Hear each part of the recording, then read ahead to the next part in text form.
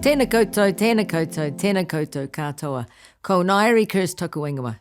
So I'm Ngaire Kerse, I'm the Joyce Cook Chair in Ageing Well at the University of Auckland, here to tell you about this important research.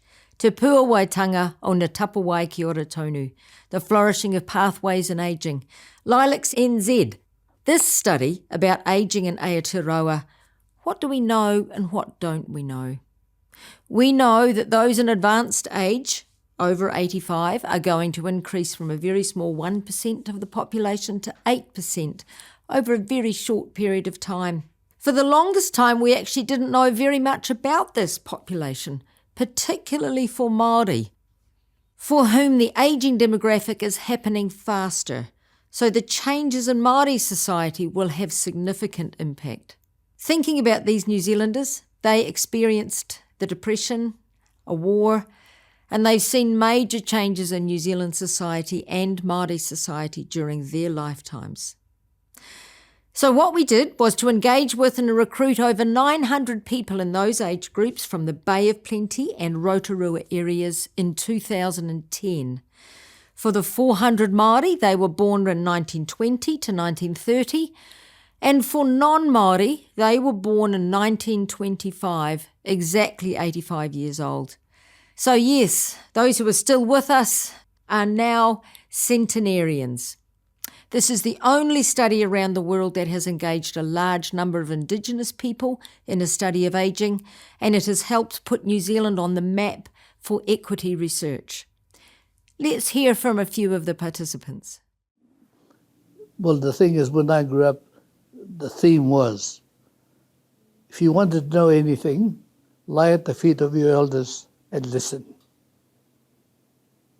because they have the voice of wisdom. And I think we can give people warnings. You know, we know that if they go along a certain road, they'll get into trouble. But nobody's got time.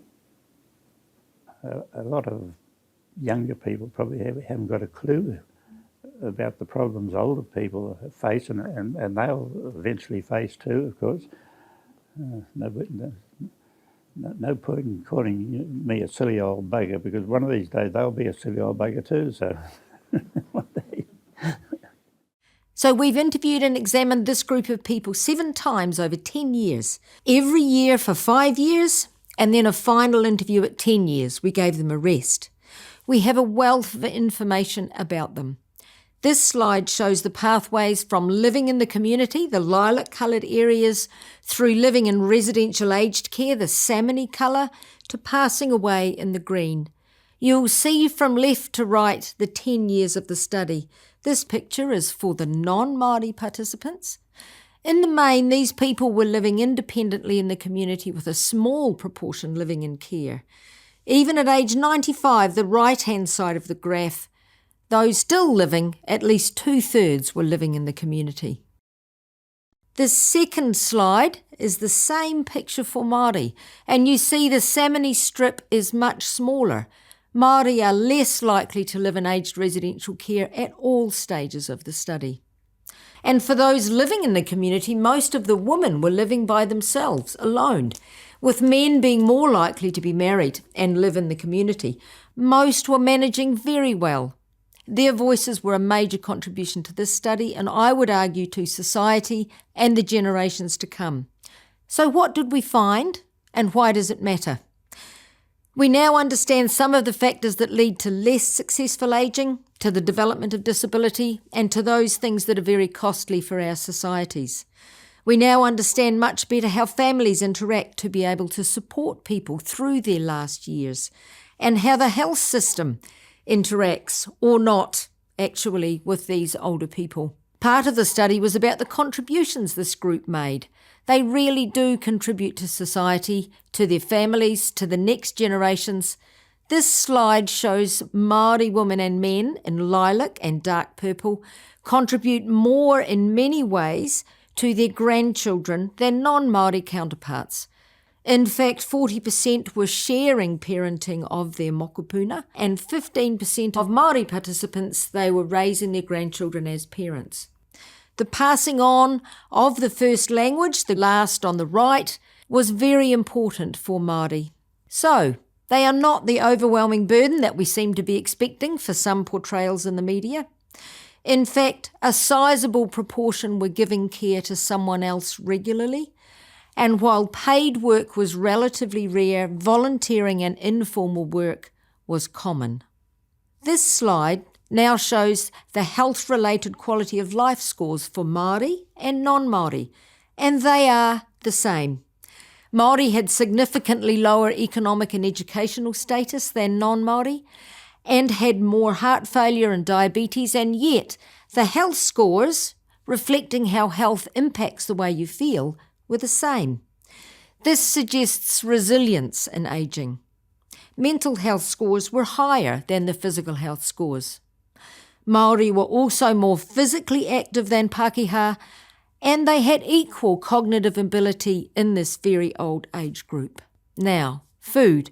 A picture of one of our get-togethers showing the importance of food. We detailed the food eaten and turned it into macro and micronutrients, vitamins and minerals. Wheat Bix was the most commonly eaten cereal, and bananas the fruit of choice.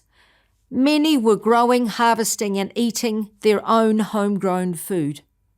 Māori ate more protein than non-Māori, and in general, older people did not eat enough food, and definitely not enough protein.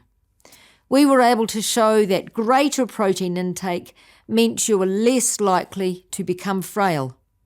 We see here in this spaghetti diagram the level of function divided into high, medium and low.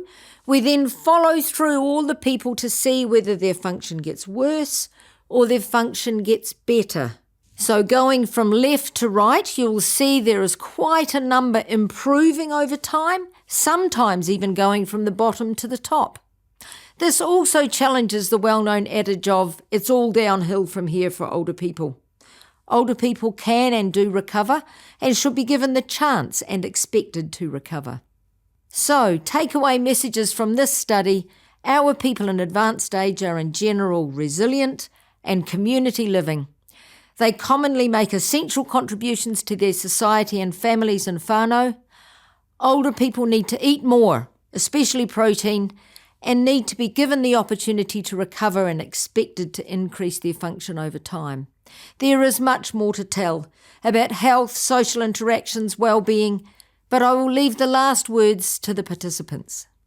As I've grown older, I've changed, and it's a wonderful existence. It's the best time of my life, growing old. It really is the best time of my life. Old age, I tell you, it's one of the most loveliest part of my life. And I really mean that. I genuinely mean that. I always look at the bright side of life, and I always, think, well, why be sad? Because we're only on this earth for a short time, and enjoy every moment of it.